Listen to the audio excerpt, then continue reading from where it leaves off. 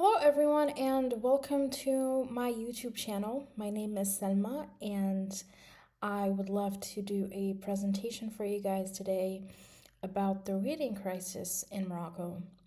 And the reason why I really want to talk about this subject is because I have been seeing people talking about the reading crisis globally and around the world, especially in the US. They've been saying that recently people in the US are not really at the greatest in terms of their literacy and their reading rates.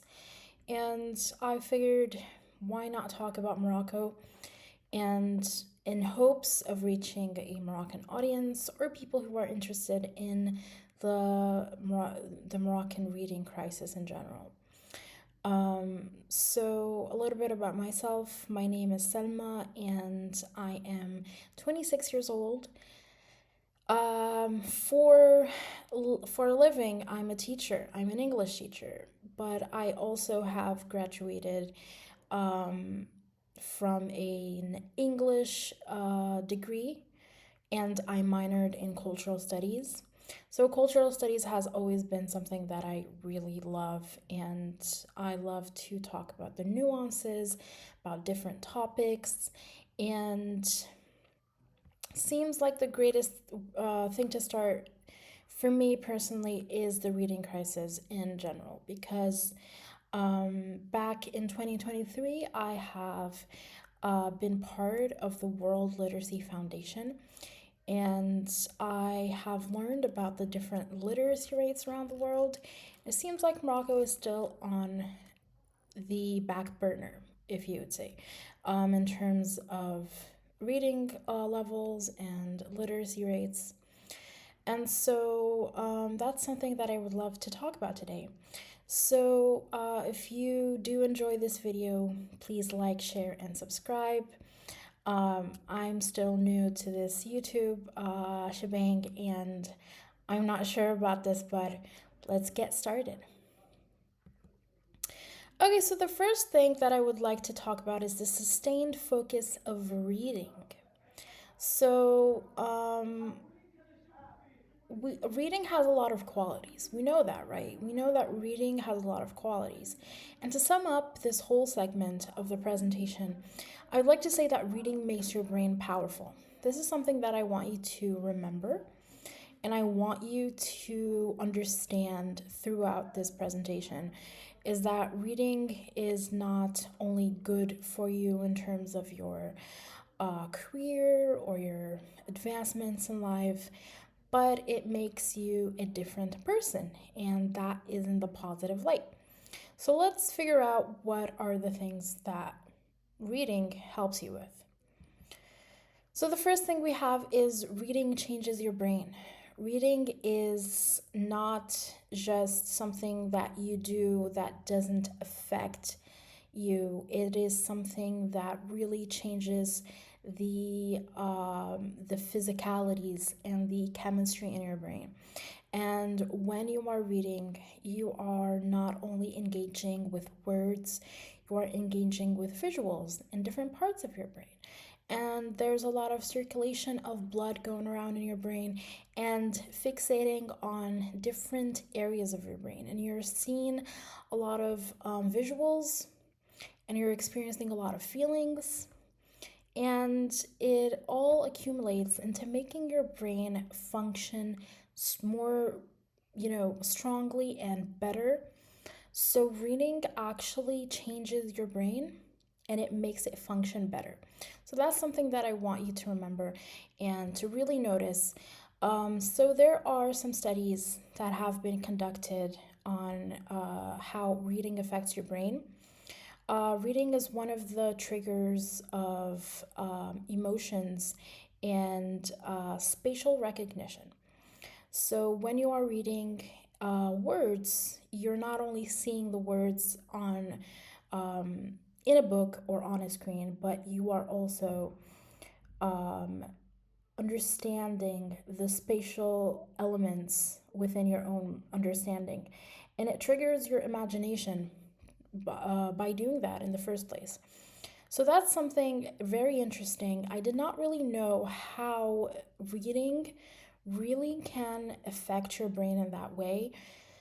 And it's great to know that it's in a positive light. It changes it for the better and not for the worse. So that's something that is very valuable about reading, and it makes you more powerful.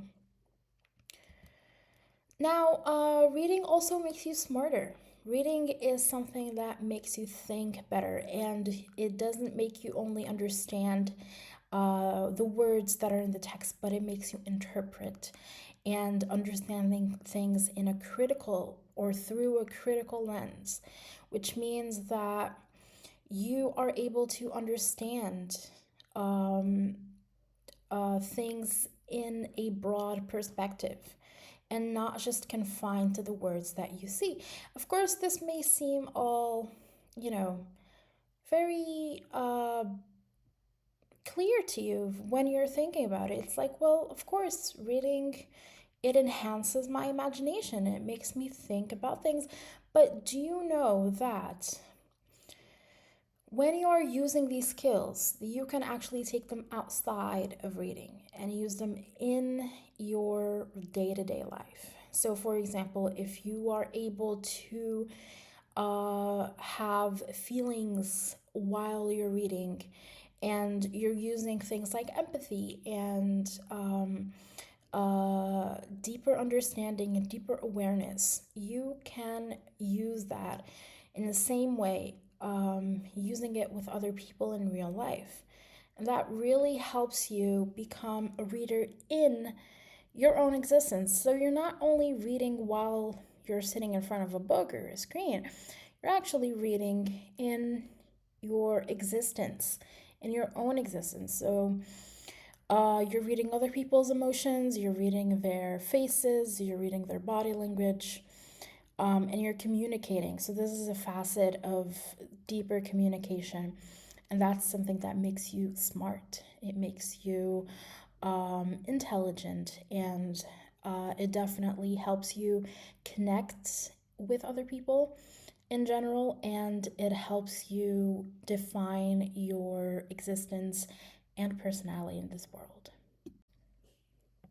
Now, moving on to the next segment, we have reading improves your thinking in general.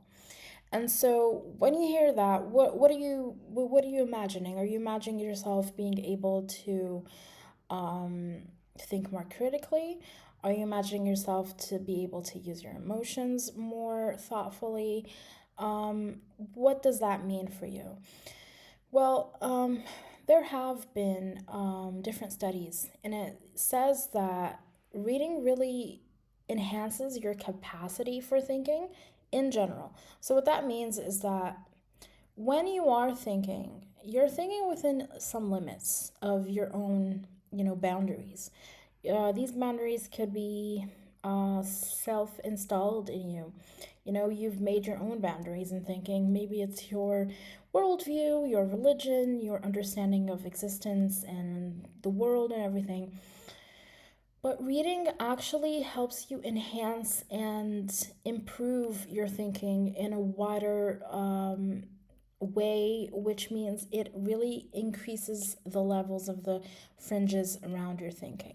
It really puts them away, it really moves them away, and it helps you see things that you wouldn't be able to see in the first place. That's really hard to explain in words, so it's better to use like something visual for an example.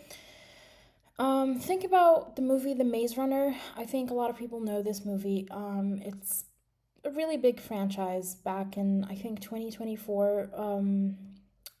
Sorry, 2014. And it talks about this group of people who are stuck in a maze, and they don't really understand how they could get out.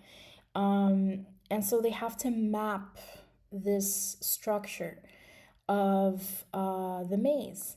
And that's pretty much what reading helps you do, is like map out the structure of your brain, and it helps you connect these ideas together.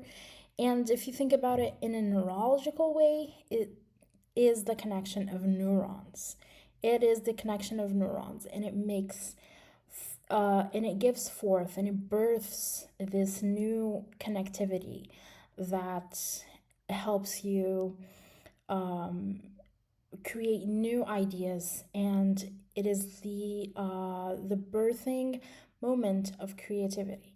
That's something really big when we're talking about reading. If reading really just was not such a big deal, it wouldn't be true to say that reading makes your brain powerful. But always remember that the main idea that we're trying to reach here is to understand how powerful you could become by reading. So that is something that one should keep in mind. Moving on, we have reading improves your critical thinking skills.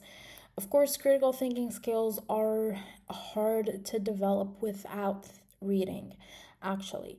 Reading is a foundational um, point in having freedom. If you feel like a free person, you are able to read. Reading gives you freedom, and you are able to achieve this way of freedom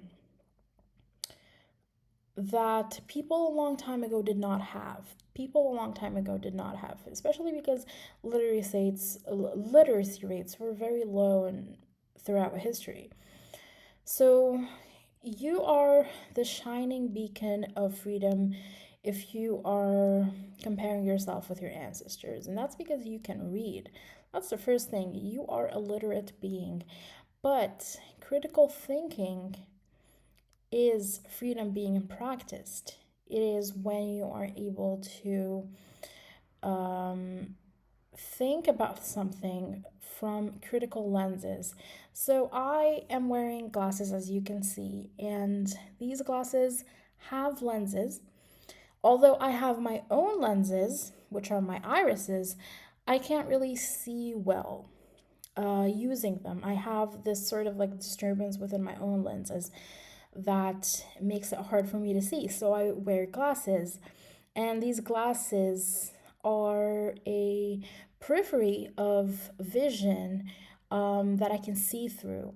And that is what critical thinking is. It's putting on different lenses and seeing through different lenses. And what you can see is achieved only through critical thinking. And so, critical thinking is one of the abilities that you can improve on while you are reading. So, let's move on to the next point. We have reading increases your emotional intelligence, and I've sort of picked up on that while I was explaining the other points. But this is a time where emotional intelligence really gets to shine, and emotional intelligence is developed as well. So, can you increase your emotional intelligence? The great answer is yes, you can. And how can you do that? You can do that by reading. So, of course, like I said, reading, you don't have to do it inside of a book. You can do reading outside of a book. You can read people and things and ideas and compare them. And you can do that all in your brain in your own free time. So, that's a great thing. But emotional intelligence really picks up something fundamental inside of you that isn't quite practiced usually. I think we have a disconnection between our explanation of emotions and description of emotions when we are talking. It's like we don't have the words and the vocabulary to really talk about emotions. So, emotions are better when they are acted out. And how can you act something out without words? Of course, you can use body language, and this is where reading through different lenses and critical thinking comes into play when you're watching movies or shows or reality TV or documentaries or whatever it is that is a visual kind of text or media. But reading does, in fact, give you emotional intelligence, and you can read people's behavior and people's emotions and interpret them. Okay, so emotions are feelings that are really theatrical, I could say. This is my own perspective. I think emotions are very theatrical and we can portray them without using words. But if we can use words and someone is willing to express that in a book, then that's great, a great way to measure your emotional intelligence and to figure out if you are able to understand the emotions behind the characters or whoever is in the focus. So, reading increases your emotional intelligence and it helps you understand through experiencing. So, can I experience emotions through reading? Of course, and people who read know that.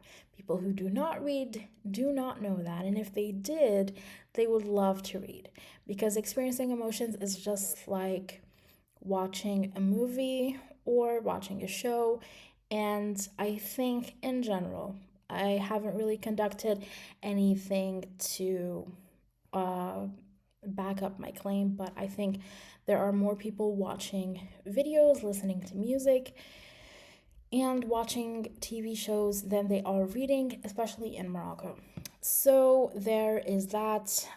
We have another point, which is that reading improves emotional regulation. So we have this habit of learning. We humans, we have this habit of learning. We learn to regulate our emotions when we are within a group or a body of people, within our families, within our friend groups, in schools, in different spaces where there are people. We learn to regulate our emotions by defining our boundaries and a learning of consequences and different aspects of emotions that we feel. So we learn that. And of course, there are people who cannot clearly learn these boundaries and how to regulate their emotions. And how could you advise these people if you know that they're going through a lot of things in life? You know, maybe they didn't have a great upbringing, maybe they don't really have friends, maybe they don't have good role models in their lives who can teach them how to regulate their emotions. I think giving them a book and letting them communicate internally with the characters, especially if there are good role models in the characters. You can help them learn how to regulate emotions very thoughtfully using reading, and it doesn't always have to be a book. Like I said, reading different texts, different medias is also possible, but when you are using your imagination instead of having it put in front of you with all the the screen and the colors and all of that, you can definitely have more focus on the internal affairs of your emotions and your regulations reading a book or a story. So that's something very important, and I think is something that people would definitely see as beneficial if they would encourage reading. And our next point is reading is a life skill. Reading is definitely a life skill. If you would summarize everything that I've said, reading how it affects your whole mind and your whole being, it really does not only and is not only confined to the books, it is used beyond the pages. And I want to refer to the group of youth that I have been working with. I want to say that I have really enjoyed working with them at the World Literacy Foundation, and our group was called Beyond Our Pages, and it's really a very thoughtful way of understanding reading. Yeah, so that is in general how to think if you want to think about reading. This is how you should think about it. I think you should think about it as a life skill. It's not just something that is secondary. And that's what I really want my fellow Moroccans and everyone around the world, of course. But since I'm really going to talk about the Moroccan, you know, segment, I really want my fellow Moroccans to really expand their understanding of reading and help see the different um, perspectives of how it is a powerful force.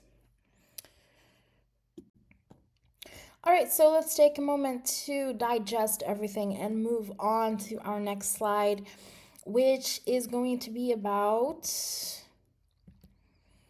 the multifaceted situation in Morocco. Reading has its issues. Okay, so um a very brief introduction to this segment. Um Reading has its issues overall. There are certain reasons why in the contemporary world we have reading issues. And of course, I'm going to talk about that briefly in the contemporary section. But for now, I want you to understand that reading has issues, okay? Reading has issues, and what I really mean by that is that there are some what can I say? What could I say? Some blockades to having reading flourish within every country and every society, right? And so we want to discover the multifaceted situation in Morocco. So there are many faces of this general issue of reading in Morocco, and let's discover what it is together. The first point we have is oral tradition versus written tradition. And I've watched a video on YouTube. I think it was called the Arab reading crisis, or the reading crisis in the Arab world. And he started off the video by quoting the Quran, which says "Iqra," which means read. It's an order. It's an order to read. It's the first verse of the Quran that has been revealed to the Prophet. And it's such an what do you call that in an allegory. It's an allegory for a whole society. It's a very symbolic allegory for the very existence of a people. And I think it really fits within the Moroccan context. We are not all Arabs. All respect to the native aboriginal people of the place, Arabs, Amazigh, Tuareg, people who are the natives of North Africa. We know that we are not Arabs, but we are definitely Arabized. And it has come through religion peacefully, and it also hasn't come peacefully, but that's not our subject today. Our subject is that we have a tradition. And this tradition comes from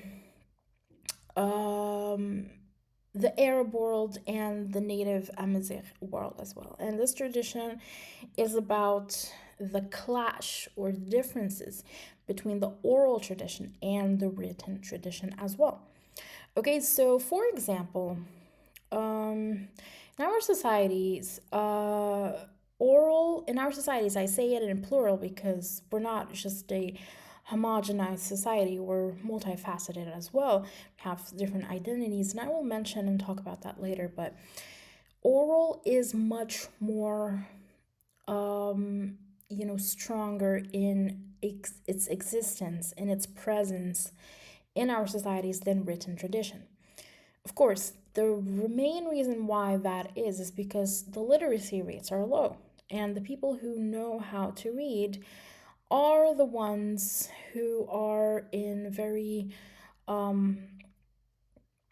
Throughout history, well, the contemporary is different, but throughout history, they've been the ones who configure society, if you can, if we can say that. These people have the ability to configure society, and they have the ability to transmit thoughts. And so instead of writing, which they can do, these people, they will transmit ideas through the oral tradition. And this is also passed down through people who are also illiterate, people who pass down ideas through the oral way, especially stories and narrations and different narratives um, through generations and in the oral way. Usually, this is because, like I said, two reasons: the low literacy rates, and the people who are literate are the ones who kind of border on the way ideas are transmitted and what ideas are transmitted. These people have high regards in society. They are our leaders and they are our community leaders. Of course, they are the ones who sort of try to configure and transmit whatever is deemed appropriate during the period of time that whatever it is. So that there is a clash, a sort of like complicated relationship between the written and the oral tradition, because the oral tradition has always had the upper hand throughout history. We might see something different in this contemporary age, especially in Morocco. We have more literate people, we have different agents of change within our culture, different people who are literate, who have different ideas of what is permissible to be shared and transpired. But throughout history and up until now, the effects of oral tradition has always been overpowering the written tradition. And one of the most valuable artifacts that we have within our society is the Quran, which is the holy book of the Word of Allah. And that is our written tradition. That is the most significant written tradition that we have. And it really, uh, it's, it's a beacon, it is a shield. It is a cultural something that you can feel very proud of. You might say, well, we're an oral tradition people, in general. We Arabs and North Africans, we're just, you know, we love our oral tradition.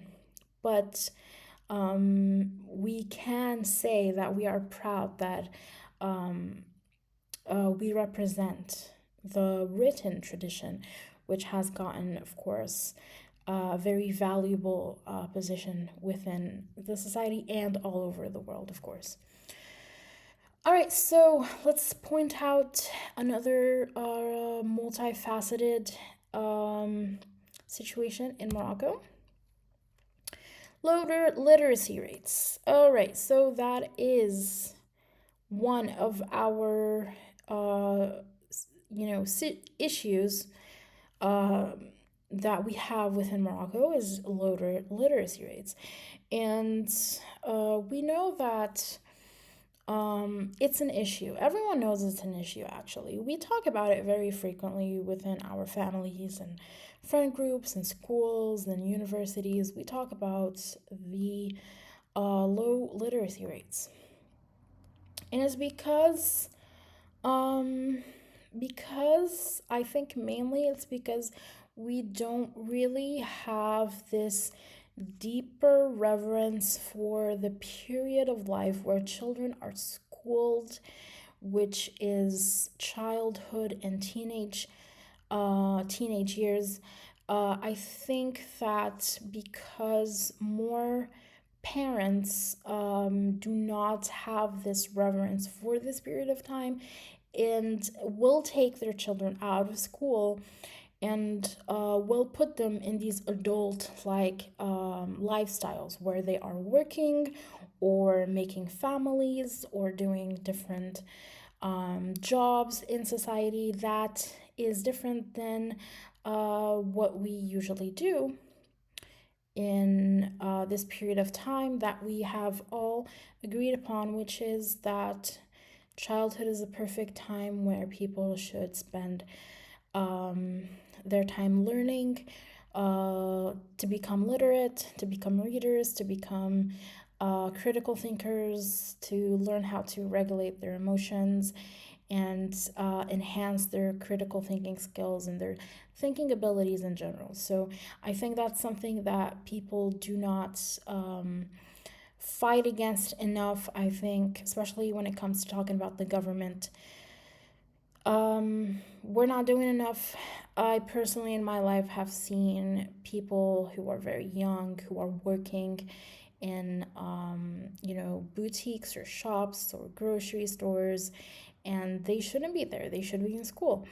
And of course, not everyone has the luxury of, spending as much time as they could in a luxurious state of playhood and experiencing the delightful age of reading and playing, and learning through play and doing all these things that children do. But I think we have to, of course, make some make some measurements and take into consideration everyone, and put laws that regulate these situations where school children are just not learning, because we already have enough people who haven't been in schools, and these are our mothers, our grandmothers, our great grandmothers, and of course I'm talking about women here because women are the biggest transmuters of literacy and culture, but of course men are also important, but um, it really really impacts the females in our society more, especially that there's always the difference between, the genders, and, sometimes there's the violence against women to not put them in schools or have their male siblings go to schools instead of them attending. And so that's one of the issues that I think we've suffered enough, and I think we should be talking about it more. And this is why I'm also making this video. I want to make it clear that in our country, we need to talk about this subject more and make it heard to people who can make change, and that is to increase literacy rates. Next point we have is linguistic diversity, and that's something that is a whole topic of its own, but it's a core issue of reading in the multifaceted situation in Morocco. Linguistic diversity is one of the reasons why reading is an issue. And it could be a positive theme. It could be a positive theme. There's nothing stopping linguistic diversity from becoming positive in terms of reading, but currently it is not. That is a sad situation. We have linguistic diversity. We have multiple languages that are used, and most of them, I'm not going to say some, but most of them are oral languages. We have Darija, which is the mother tongue of many Moroccans, and we have Tamazight, which is very, very new to the written tradition scene. It has been really very new to the written tradition. It hasn't been a written language for centuries. It's been really recent, and not many people are getting educated in the written tradition of Tamazight. And the few people that have um, are not they don't have that much impact. Okay, to be honest, I've been to many like book showcases, um, book fairs. I don't see a lot of Tamazight representation in the written sphere, but I have seen a lot of it, the oral sphere, which is the linguistic diversity really is interconnected with the oral versus written tradition situation. These are very integral and they could be put together. The linguistic diversity in Morocco is one of the issues, and that could easily be turned upside down into a positive a feature of reading, but it is not. We speak oral languages that do not have a body of written literature, and they do not have the respect that they should be deemed or deserve in the academic world. I have been to university, and um, sadly, Darija is not respected. Darija, which is my mother tongue, and I'm proud to have Darija as my mother tongue. And uh, while the debate of whether it is a language or not is ongoing, that's not really the point. The point is that it doesn't have its due respect, which means that if you do not respect a language, you do not respect its people, you do not deem them cultured, you do not deem them respectable people, and that's something very rooted in the supremacy of written languages. It's rooted in the um, in the supremacy of the conquering languages, and we have many in this country, of course.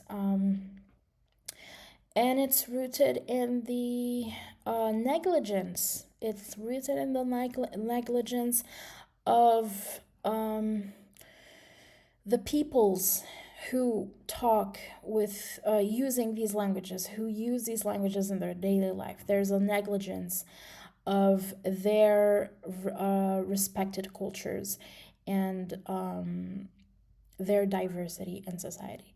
So, linguistic diversity is an issue and not a positive feature of reading in today's world in Morocco.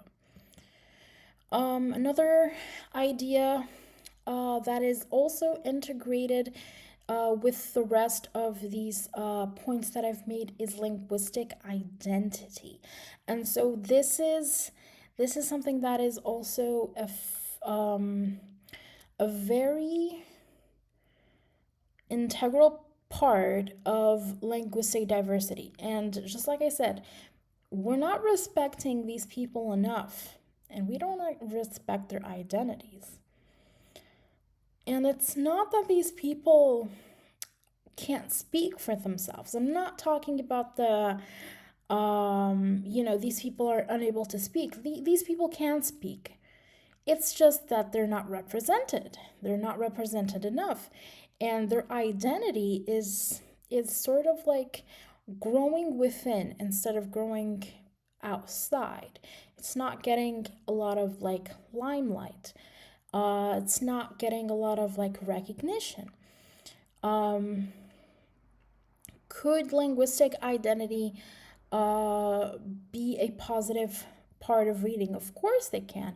We have people in society today in Morocco that are deeming Darija, for example, a language, and they've created dictionaries for it, and they've created courses for learning it for people who are interested in learning it, and they've written stories using it, and it's studied even by some professors. We can say that.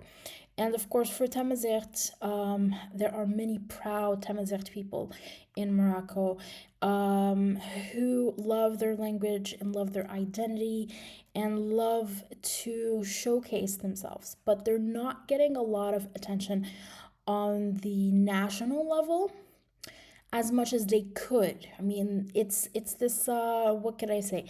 It's a circle that echoes within. It does not echo beyond its boundaries. It's the same people talking in the same groups, and they're not really echoing beyond it.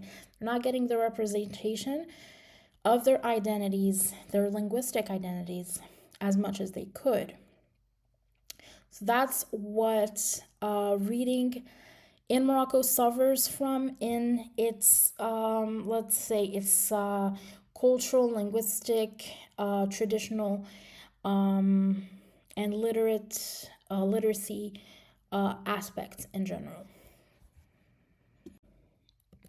All right, let's move on to the next slide, and we have the slide and it's titled "The Old Tradition of Reading or the Lack Thereof: The Clash of Ethnicity, Language, and Identity." So, to talk about this briefly, there is a clash of ethnicity, language, and identity in our culture. And people who have studied cultural studies and are in this field really know a lot about this. They know that there's a clash of ethnicity, language, and identity. We are a what they love to term as the melting pot. We are people who are different, of course, and we all have a national identity. And this this this is rooted, of course, this connects with reading in terms of the tradition of reading in different ways, as we can as we are going to see. And one of the reasons is reading begins as a struggle. This is something that I've thought out throughout my own experience and throughout the experience of children. I am an educator, and I know the struggles that kids go through while reading. And you can blame the tablets and the games, the TVs, screen time, and all of that. You can do that. That's something, but that's another topic. We can do that and say this is the main reason. But it's always been a struggle, you know? It's always been a struggle. It's not something new. Because like I said, is there really an old tradition of reading in this world, in our society? Is it really there? Or is it very much so and so? It's not really, you know, very old as we want to deem it as so. And like I've said before, the people who are educated, who have been educated, were very few, were elites among the people in society. And reading begins as a struggle. And what do I mean by that? I mean that when children begin reading, there's this what language am I going to read in, first of all, as a Moroccan? Am I going to read Standard Arabic? Am I going to read Tamazight? Am I going to read French or English? These are the main languages in our country. Reading begins as a struggle because the speaker, the reader, the reader speaks a different language. People do not want to understand that. People do not want to deem that language qualified of being a language. It does not have a robust linguistic personality, okay, in terms of the world scale. So we're going to start off with Standard Arabic. Standard Arabic is very distant from the child's identity. And that's where the clash of ethnicity, language, and identity begins. Will you revive the identity of the Arabic speaker in the modern day Moroccan today? Can you do that? How much of a challenge is that?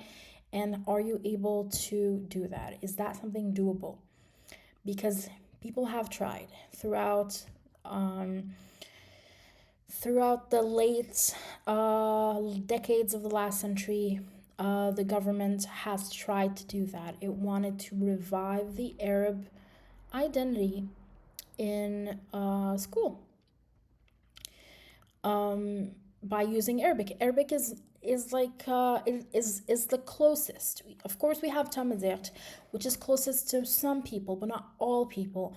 But it is the closest in terms of the identity of the whole nation. And so, someone who speaks Darija or Tamazight from the beginning is gonna have a hard time, and is gonna struggle a lot when they are beginning to read. Only if you are able to revive the identity of the Arabic person within their reading curriculum. And that's a cultural industry. That's an industry of a whole culture, of a whole nation, of a whole society, of a whole pan cultural, pan national structure that is not easily uh, found, because there's a struggle of the Arabic identity in today's world. There's a struggle, and it's political, and it's financial, and it's economic, and it has a lot of struggles in itself.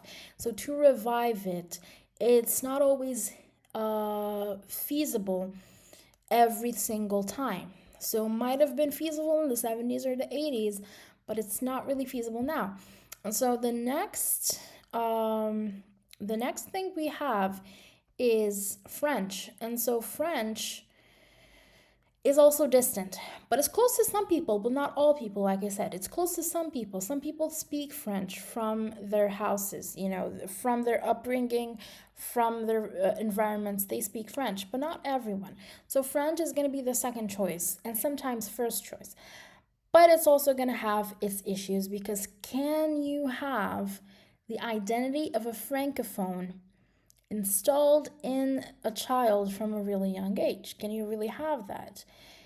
And that's something not feasible again, and not doable, especially when the language of French, the language itself, has its issues in today's world. And so sometimes this debate comes up, and we have people talk about it, and they say, you know what, we're going to use Anglophone, for everyone this time around. And it's just not, it's a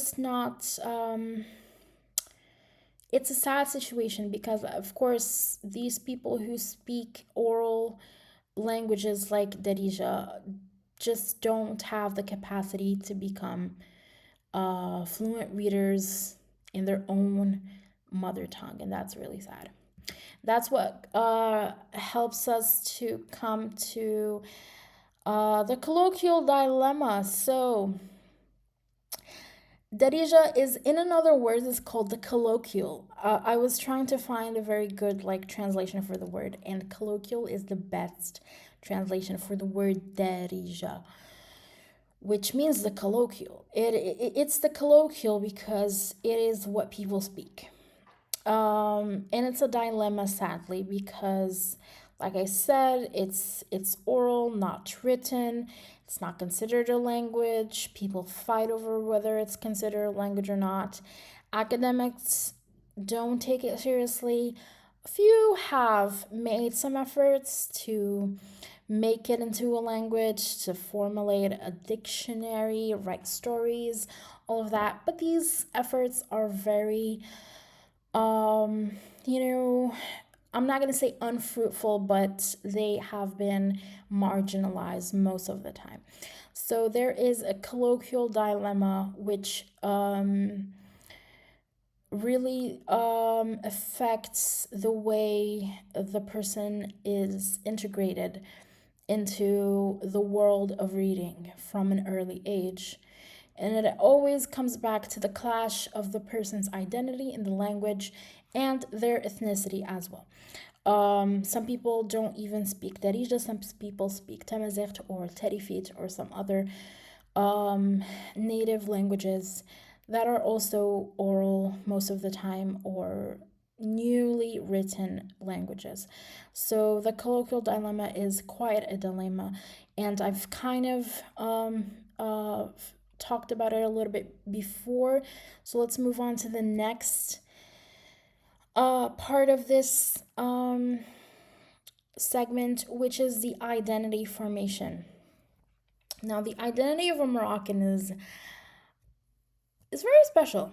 We have our own identities. We have a very nice formation of our identities. We have a great formation of our identities. We have so much oral tradition that we are very fluent in Darija. We have a lot of ways of saying things. We have all the very quite intricate details of language in our Darija. So identity is formed through language easily. And you can have someone who speaks this language.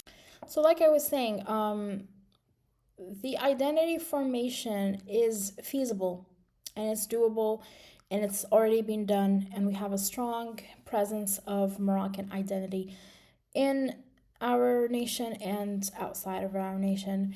But if we're talking about it in terms of the reading tradition, do we find the representation of our identity in terms of the written word?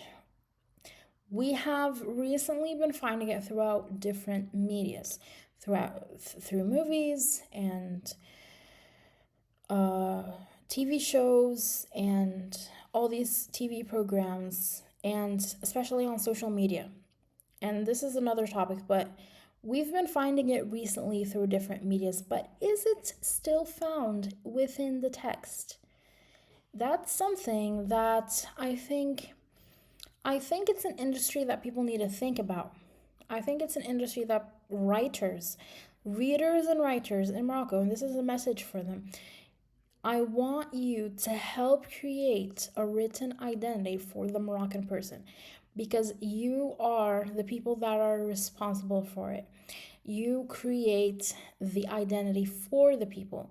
If do you have any like book in mind? I'm going to ask you a question. Do you have any book in mind that has a very prominent Moroccan figure and it really showcases their Moroccan identity? And it's as a, like a book. Can you find that easily? And that's something that's really hard for me. Um, and I think it would be hard for other people as well. Of course, I'm not gonna say there aren't any writers and there aren't any readers. That would be a very big lie. But we need more. We need more, especially for young kids. For early readers.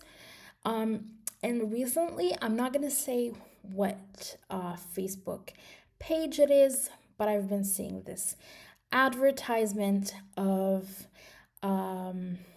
very beginner friendly stories about Moroccan people for children, and I'm very proud of that. I'm very proud of that. I don't remember the Facebook page, so I don't know exactly, but I've been seeing some advertisements and it's directed for young kids.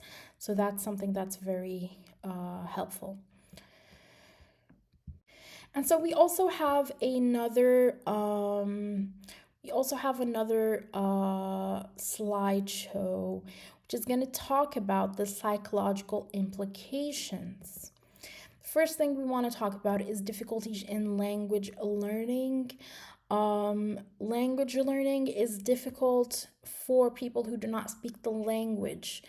It's a second language and it's not their first language. And that's the first issue of the literacy issue in Morocco. It's that sadly we don't have the first language. Arabic is not uh, heavily invested into as an oral language in today's world. It is a very well off tradition of written language, but it's not really spoken as much. Standard Arabic, that is. And that's one of the language difficulties. Another issue we have is the lack of teaching literacy skills. I think this is a problem in education. I think this is a problem with teachers, educators, early childhood educators, and the lack of the institutions that deliver high quality education to these educators. There are very few establishments that are, um, you know, specially specialized in this field. There are the lack of adequate teachers who have these high skills, and it is also not demonstrated enough for parents to also have these skills for language teaching within the house before enrollment in schools.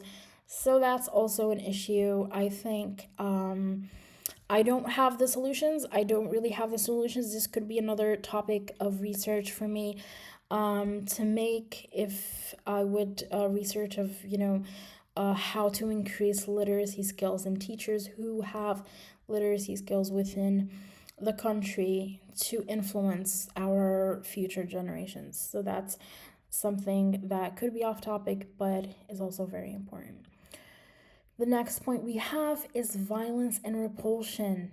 An issue of violence is very old in Morocco. I mean, ask any Moroccan, and they have a history, especially the older Moroccans. They have a history of violence in school, and that's very sad because it isn't non-existent today. It isn't non-existent today. It's lessened. There's more responsibility and to not conduct violence in schools, but it is not non existent in schools still.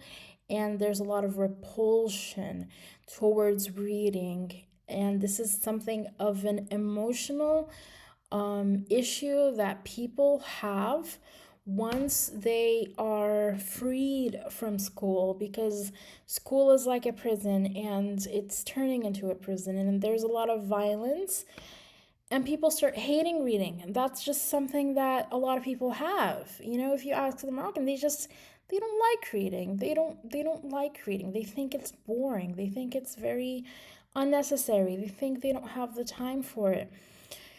And that's when they're old, but if you ask them if they're young, they're just disgusted from reading.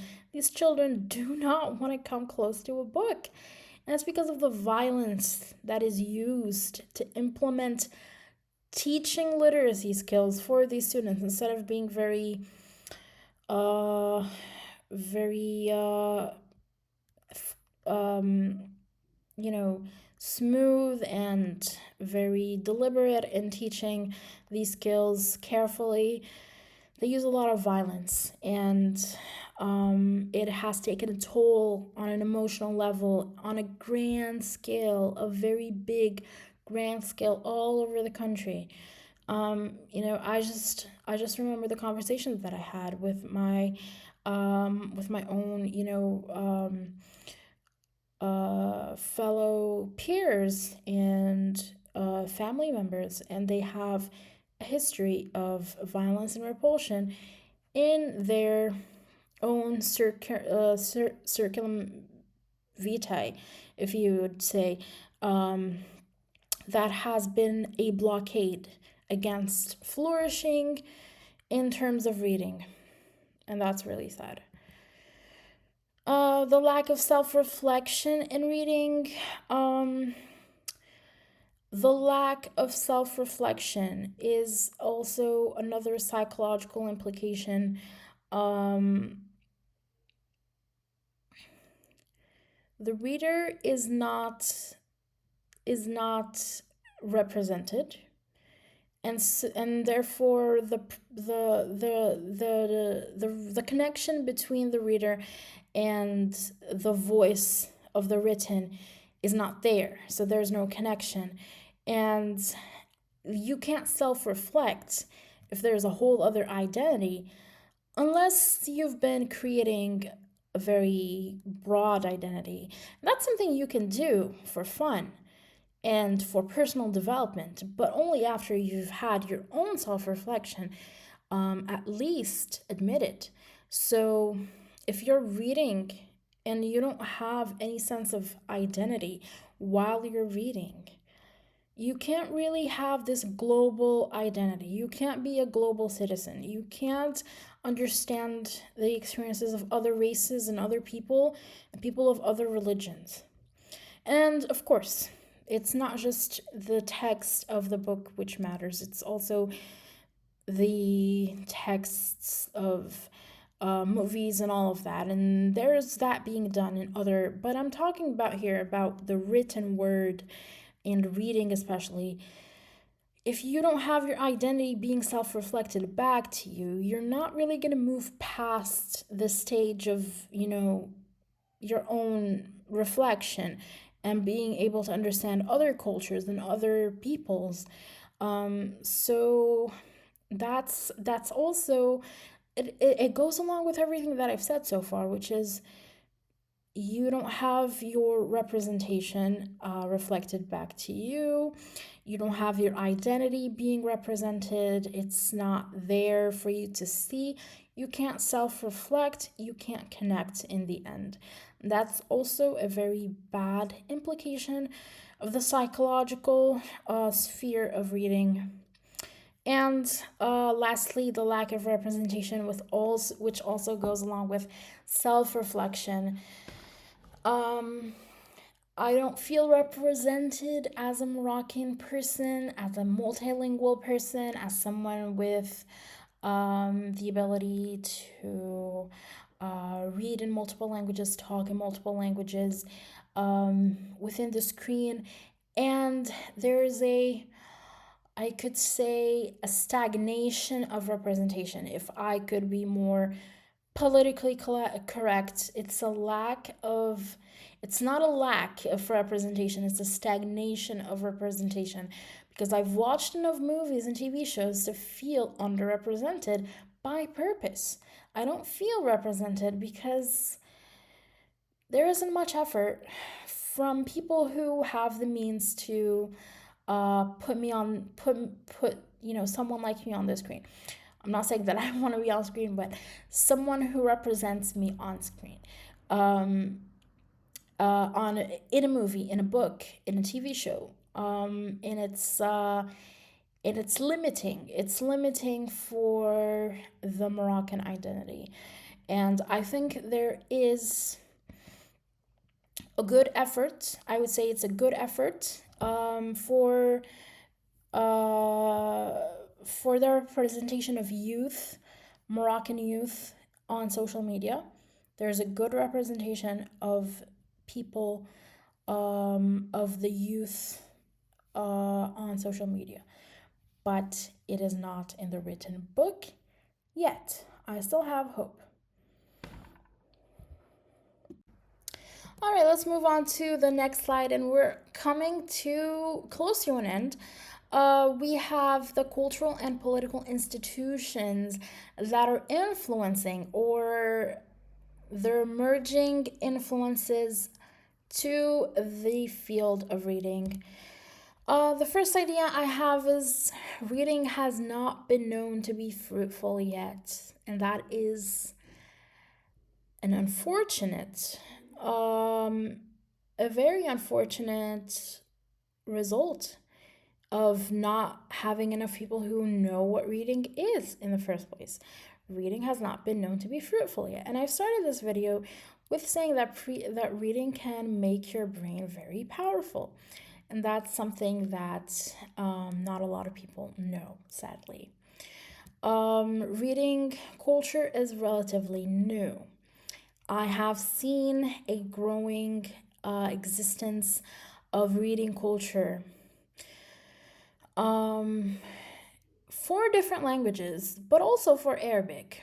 You know, reading culture is relatively new because the Romance period in the Arab world has spread only in the, I think it's the 19th century, which a lot of like writers and poets were writing around the Arab world, and that also reached to Morocco all around the 19th century.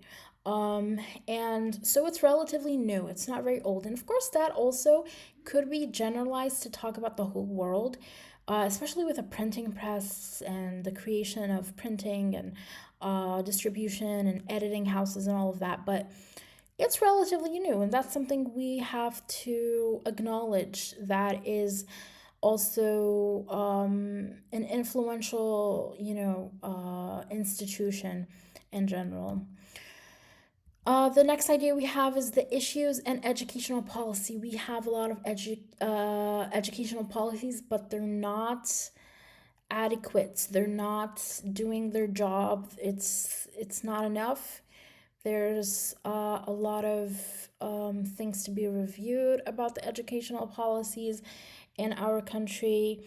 There have been a lot of trials, and they've always been trying and trying new programs for students all throughout recent history, because I've experienced it, my peers have experienced it, people older than me have experienced this, and people newer and younger than me have also experienced this beginning of a new trend in education, and it sometimes stops, sometimes it doesn't work.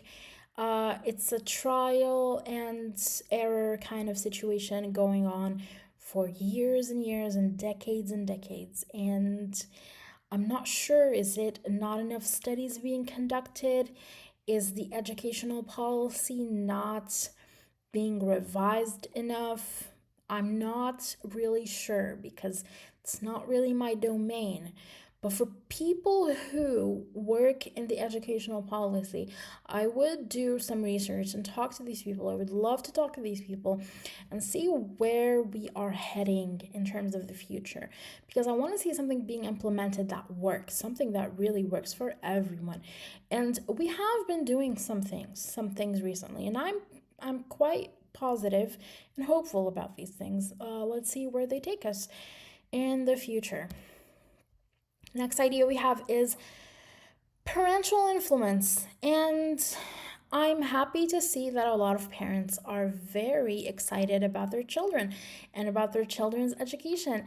And I've seen a lot of parents who influence their children very um, well. They buy them books and they read books before they sleep, and they take them to these really high quality schools, and they give them these cultural experiences to love reading. They take them to book fairs and book conventions and all of these things.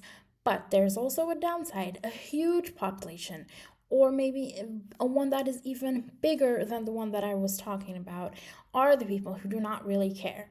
And these people are just not influencing their children as they should. And that sucks because peer influence comes from also parental influence, right? So, for example, if you're the only one whose parents aren't influencing you in the correct path, but everyone else's parents are, you're gonna get like some sort of connection, right? You're gonna get some sort of influence from your peers. But if no one's parents cares, then no one is gonna be influenced in the correct way. And that's where school comes in. School is the number one influential institution for reading, because school has a lot of responsibility. Kids spend a lot of time in school. They need to work on at least having a library in school. Public schools do not have libraries, and they do not have enough books. They do not spend enough time reading. and they do not have reading as an important subject. So that's something that I've experienced, my parents, great grandparents, everyone else in my earlier generations, and even in the future generations. We don't have libraries in schools, and we don't have enough public libraries as well. Yes, and the minimal efforts. That's what I'm talking about. It's the minimal efforts. It's the minimal efforts coming um from all of the institutions. The parental ones, the scholastic ones, the industrial ones. It's just very minimal efforts. The only people that I see that are really doing their best are booksellers. And there are two types of booksellers: the ones that sell original books, the ones who sell copies of the original books. And I like both of them because at least they're accessible. Um, but they're the only ones that are doing some effort because it's a financial situation thing. They're trying to profit off of it, but that that's not the case. That's not the main focus. Whether it's profitable or not, reading can be profitable. Actually, it can be very profitable. Um, but that shouldn't be the only case where effort is being made. There should be a lot more cases. And finally, we have National Book Awards. I don't know a lot about National Book Awards in Morocco, but I know there are some, and there aren't enough. So if there were more National Book Awards and book organizations, I have done my research. I've read about some book groups on Facebook. There are some book organizations, non governmental organizations as well. These governmental also organizations that are being done, but it's just not enough. There should be more and more.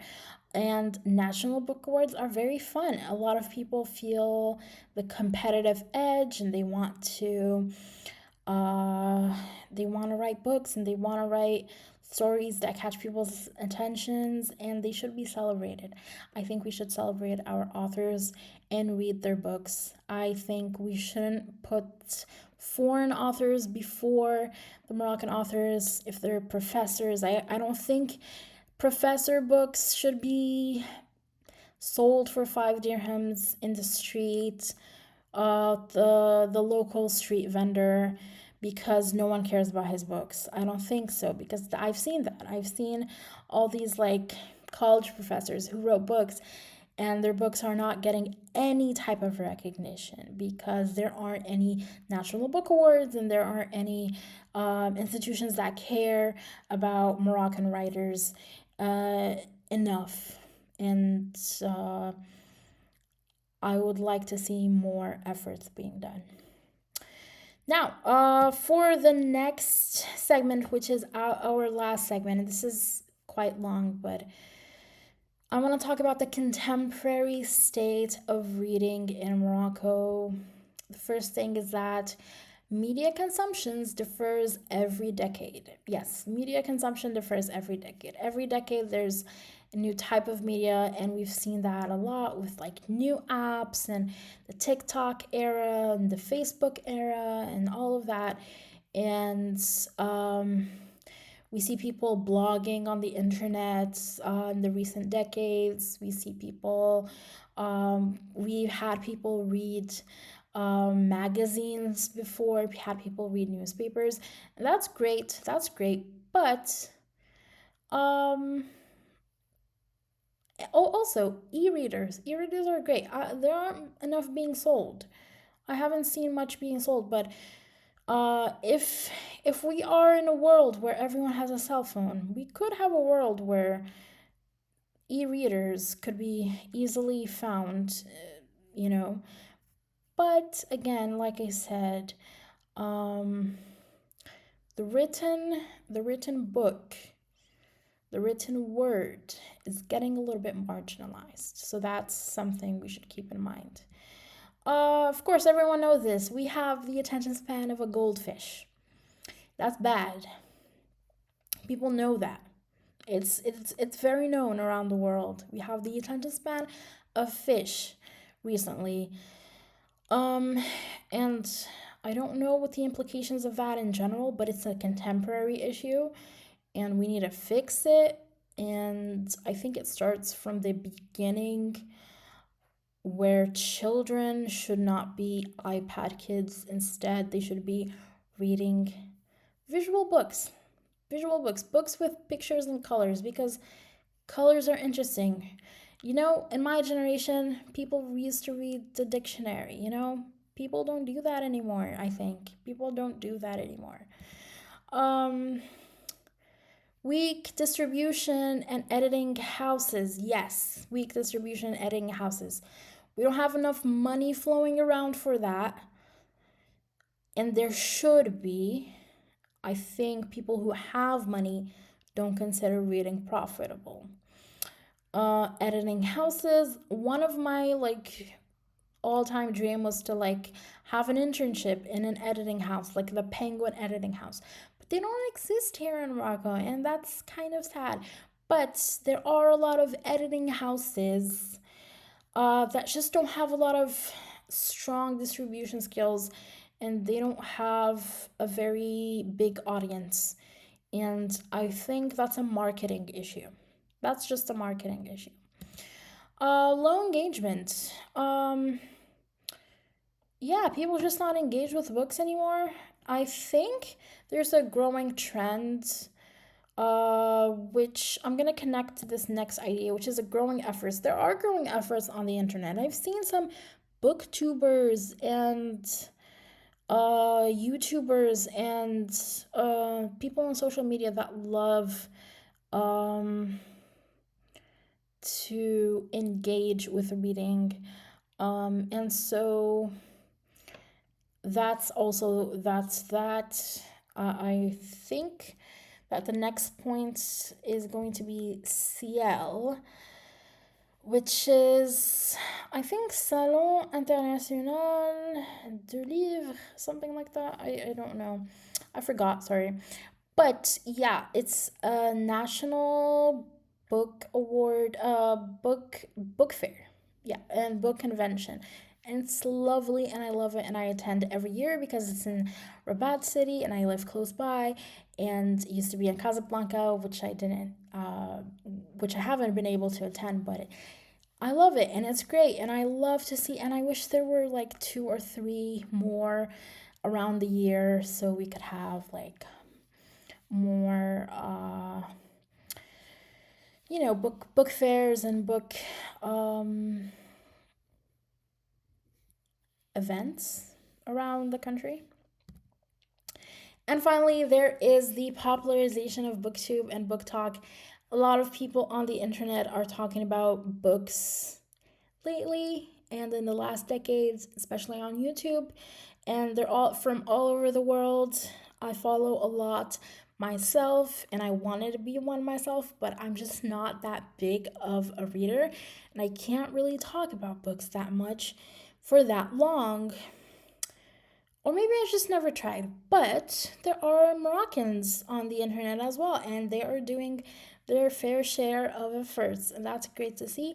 And I hope to see more. And I would love for you guys to tell me about what you think about this video and what do you think about this subject and popularizing booktube and book talk and Goodreads and rating books and having it as a topic of interest for young readers and young adults and even children and adults as well. What do you guys think? If you liked and enjoyed this video, please like, subscribe, and leave a comment. I would love that. And I will see you next time. Bye bye.